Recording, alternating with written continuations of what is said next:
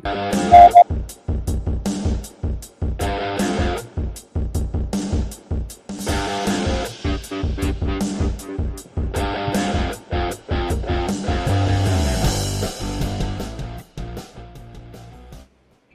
morning, junior hockey fans. This is Stephen Heisler with HeisHockey.com, the Victorious Hockey Company, and the very fun and enlightening junior hockey discussion group on Facebook.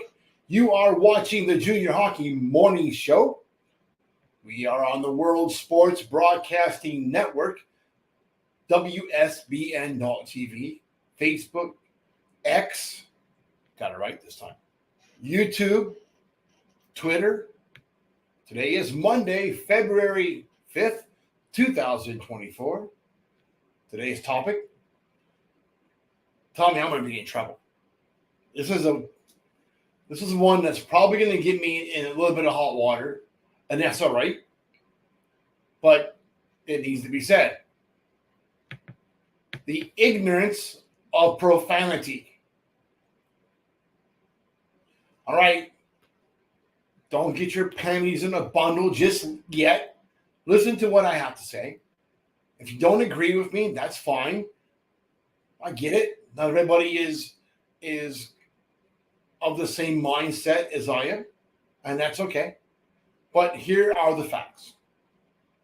There is no place in the game of hockey for the use of profanity, especially in a spectator setting. And that's what junior hockey is. For the most part, the bulk of the teams off the East Coast generate a lot of interest all across Canada, pretty much off the East Coast. Johnstown gets a lot of fans. Maine's doing better. But for the most part, from really 100 miles, 200 miles inland from the Atlantic, all the way to the Pacific, this is a spectator-driven sport. And we want to attract families to our games.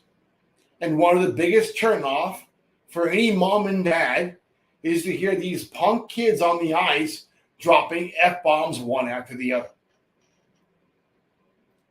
So the case is true. There is no place for that in junior hockey.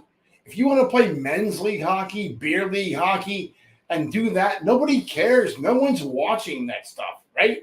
So realize who your audience is and act accordingly. Coaches with a high degree of respect for the game and themselves refrain from that language. Those that do use it are reverting back to youthful ignorance where male dominance is rarely disputed. Listen, coaches, players have a difficult time respecting coaches that use profanity and never respond well to profanity-laced tirades that tear down a lot of kids' self-esteem. This is 2024. That stuff might have worked in 1994, but it's 30 years later. It's time to get past that stuff. Yeah, your dad may have did that to you, and your coach may have done that to you, but we're in a different era. Okay, that's the politically correct statement. Now let's talk about the reality of the situation. Nobody really needs to be tossing F-bombs around like firecrackers. Use of this language is generally tied to the inability to think of anything more intelligent to say. Some of these dummies will drop an F-bomb in place of everything to describe anything or nothing whatsoever. It's ridiculous. And it's immature. And it's a sign of a weak vocabulary. Now, the issue is not entirely a coach's issue or a player's issue. There's a video circulating where an on-ice official was heard using such language after an NHL player takes a dive worthy of a World Cup red card. And we're not soccer players. And the referee got caught on TV. Although I agree with the penalty, the official should consider an afternoon with the priest. Just saying. But that's not what inspired this story or inspired this topic today. Saturday, my daughter and I, she's 18, we went over to Clearwater to watch a pair of 2010 birth year teams play. One team from, I think, in the Washington, D.C. area, and another one from somewhere else. Maybe Boston, not sure. And I had to endure the ridiculousness of an overzealous parent. I'm talking to one of our clients. She has kids at multiple levels of play.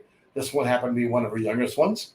And while watching the game and communicating with her, I have to deal with some sweat hog, screaming bloody murder, cussing, dropping F-bombs, banging on the boards like a damn child. This is for a 2010 game. The parent's lack of self-control was simply embarrassing. It took a tremendous amount of restraint not to ask him to move to a different part of the arena where there weren't so many children and mothers. It's kind of, maybe I'm old school because I'm really old anyway, but it wasn't that long ago where that kind of vocabulary in the presence of a lady would be grounds to get a black eye or a bloody nose. Any gentleman would stand up and punch somebody in the face for that exact same behavior. But these days, no one's checking behavior, are they? I'm a dad, so maybe this subject hits a little closer to home. But this job requires a tremendous amount of communication. Being an advisor and doing what I do in the game, we get about 100 plus phone calls going in or coming out on any particular day.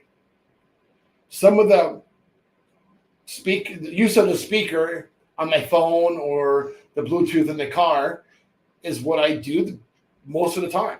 But when the kids were younger, I had to figure out a way to tactfully tell coaches and sometimes players, hey, you know what? My kids are in the car. My wife's in the car. Could you please not use that language without getting run over?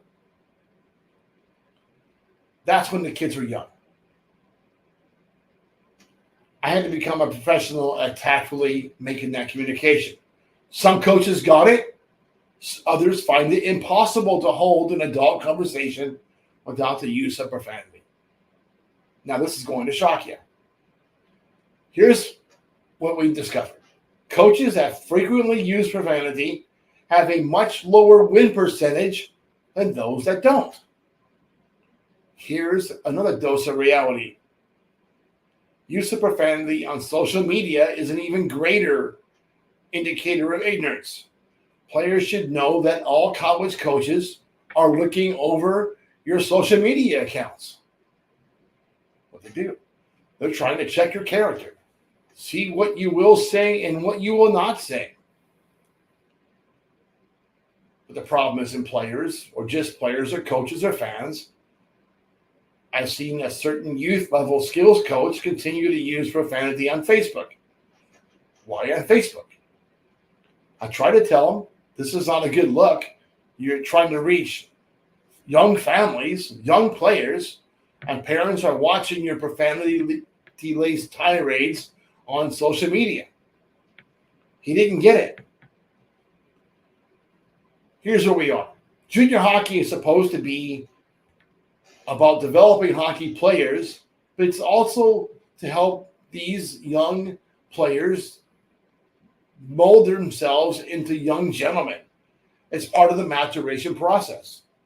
Intelligent speech is certainly one area of the game that we need to look at. Coaches need to grow up and realize they are influencing the lives of young men. Let's be clear. Nobody is going to be offended for not using profanity. No one's going to be mad at you for not dropping F-bombs. No one's going to be offended for you talking like a gentleman. Nobody. But when you turn it around and you drop F-bomb after F-bomb and can't hold the complete adult conversation, somebody will be offended. Check your surroundings. How are you going to act? That's it for today. Parents, kids, coaches. We've been dealing with this for a while. My wife gets mad at me because I am hearing this all day, and then I stub a toe or whatever. I get mad about something, and here comes the old D-man in me popping off. And it makes me crazy, and it certainly makes her crazy. Does she lose respect for me in the process? A little bit. Something to think about. Till tomorrow, hope that you enjoy your morning coffee and have a great day in life.